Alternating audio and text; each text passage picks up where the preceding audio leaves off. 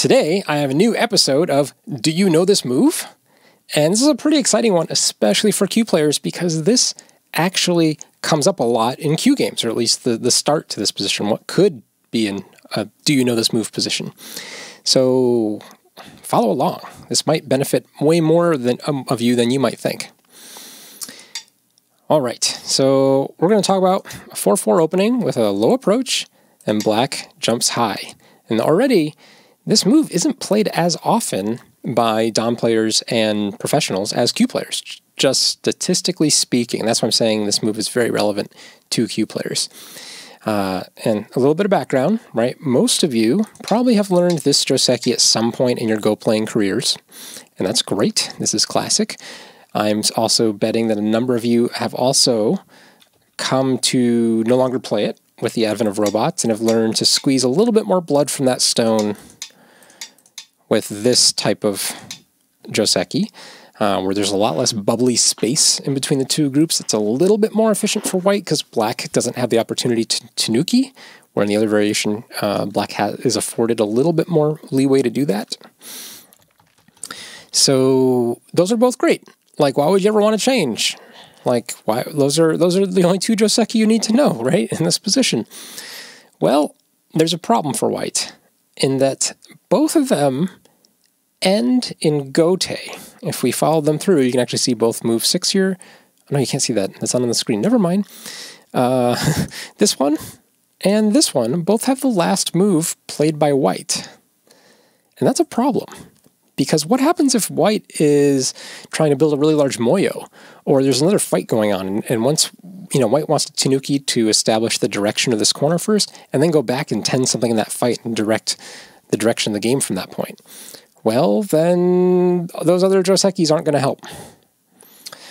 And there's other options. Of course, historically this was always very popular. A lot less popular now. The pros have played the bejesus out of this, right? This was a very, very common formation for many years. We saw it all the time in various Fusekis. Robots have sort of been just don't like the spacing of this, so we've seen this kind of fallen out of favor rather quickly in the last 3 to 4 years. There's this one as well. This one is still, I would say, viable, and a lot of the principles still hold. If black wants to separate, white takes over the corner, black gets the outside. So there's other variations. These aren't the only games in town. I think that's my point. But again, all these other variations end with white and gote.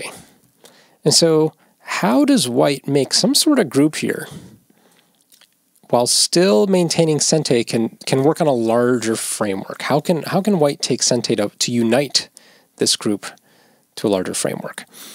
And let me show you what people have generally not wanted to do, is start this Joseki and then Tanuki. And now here, let me put another stone or two on the board. All right. So at this point, here, let me do this before this.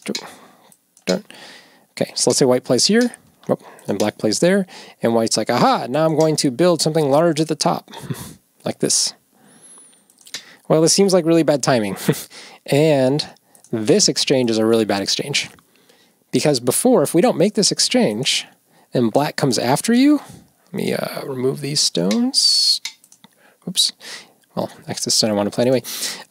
If black attacks you like this, white will just jump in the corner and just eat the corner points, and just let black eat this one stone and use the Aji to reduce it as much as possible. Good result for white. So we don't usually want to make this exchange because that all of a sudden makes it so that when black attacks white, the attack is severe, and our flexibility as white to just give up a stone is way compromised. Okay, so we don't like that. All right, so let's go back to the situation, something like this. So our normal variations, if we just play them all the way through, are a little bit lackluster. Like, this is kind of flat, not very exciting. We end in gote, most importantly. Even the new one, it's the same thing. We end in gote, it's not very exciting, it's very flat.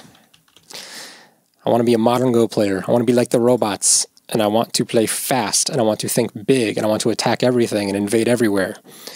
Well, we're going to play moves like this, and this is the new move. So do you know this move? And this is already, been played by the pros the last few years. Like I said, this is not a super secret move I'm showing you, but this is a fairly recent move to be so common. And in Q player games, you can use this a lot because a lot of Q players like to open 4-4, and they'll respond to your approach with this high one space jump. So you can use this move all over the place. All right. Before we go back to the thinking in the larger framework of what this move means, let's just play out some variations and show you what to expect. Really, black has 3 good ways to answer. 1, 2, and 3. 3 is probably the most challenging, the most difficult. Of course, your opponent can always find weirder ways to answer as well, but these are the 3 you should at least prepare for. Definitely with 1 being the most expected and the most common. White's continuation here is to play this. Black has 2 choices. Can finish the corner, and it kind of even resembles the classic Joseki, just with the 2 and 3 stones also added on the board. Or black can make some sort of extension on the left, something like this 2-space jump. This is particularly relevant if black also has a Shamari or some other corner enclosure in the bottom left that black can expand off of in a really large way. It's black's choice, though. Again, most of the time, black should probably play here with no other information. And this is where white can take Sente. Doesn't that feel weird? It feels dirty. It feels wrong, right? Because these 3 stones should get attacked. Often, you're going to take Sente to make some sort of gesture at building something at the top, although not necessarily. Play some sort of big point over here, because this will make black's job much more difficult when it comes time to attack, essentially, because this 3 stones should be attacked. But here's the difference. If we were to rewind this and take some stones off the board, if we don't make this exchange, this attack feels very bad for white. Like, it feels like white just has to run, and black will either follow up, or even maybe be a little patient, make a base, or if black already has some strength here, black can just cap and make the left side huge. Something. Black has a lot of choices just depending on whatever black's needs are at that point, and white is on the run. So we don't really like this for white. We like this for black. But when white plays here, if white were to play here now, black's probably not going to connect directly because black has already has this stone. The cut isn't as severe, and so black will play something more severe in response. And now white's still feeling like white's in trouble. So the timing of this peep is important, because if we do it too late, black is really going to, I'll say, punish us, but that's not quite the right word. Essentially, we want to know if we want to make the d18 exchange, and by playing this move first, we ask black, hey, can I make you over-concentrated? And if not, that's okay. I'll go make my own, I'll know how to make my own proper shape. Okay. So I said I would play some variations first, and I got into a little bit more of the general theory, so to see that, I totally lied to you. I'm sure it'll never happen again. Anyway, this is what you should expect for a normal, most normal case. Let's explore the second most normal case, where black pushes up here. And this is fine. Like, as white, especially as a white Q player, you're going to feel bad about how this looks at the end of it. And let me show you why. White should Hane here. And the next move for black is to actually kick here. There's a lot of similarities between the kick and this push up. They actually can transpose sometimes. White should push, block, and just fix. That's it. And now black is left with a couple cuts that black isn't entirely sure how to fix. Or there's a couple different ways depending on the board situation. If we look at something like this, this is actually still good Aji, but white can also play here. If black fixes on this side, even though this cut doesn't work directly, moves like this become very powerful and very awkward, because now this cut is very exposed. It's very hard for black to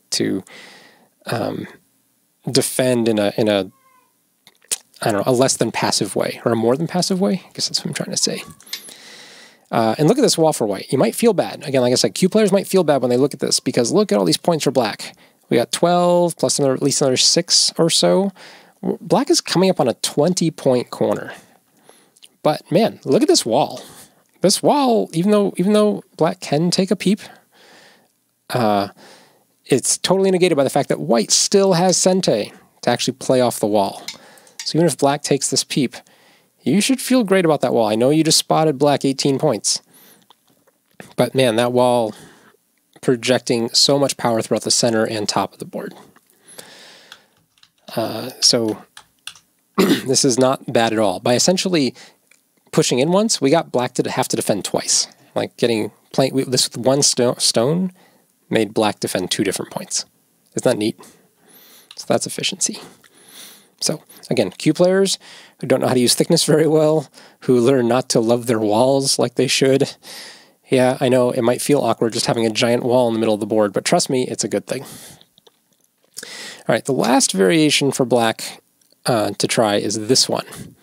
And this one can somewhat depend on the ladder, because white should push here.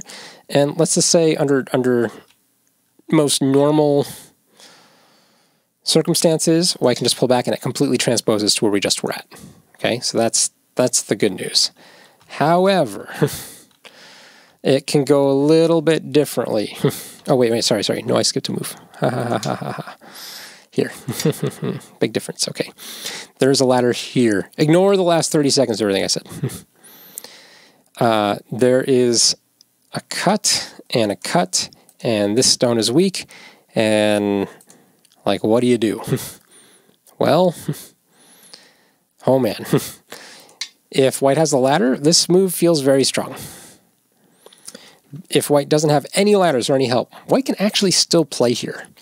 And even though you don't necessarily get all the same exchanges, we don't get this exchange for white, it basically transposes to the same principle where black has to defend 2 sides, or will have to defend on 2 sides, and you can continue building out your giant wall into the center.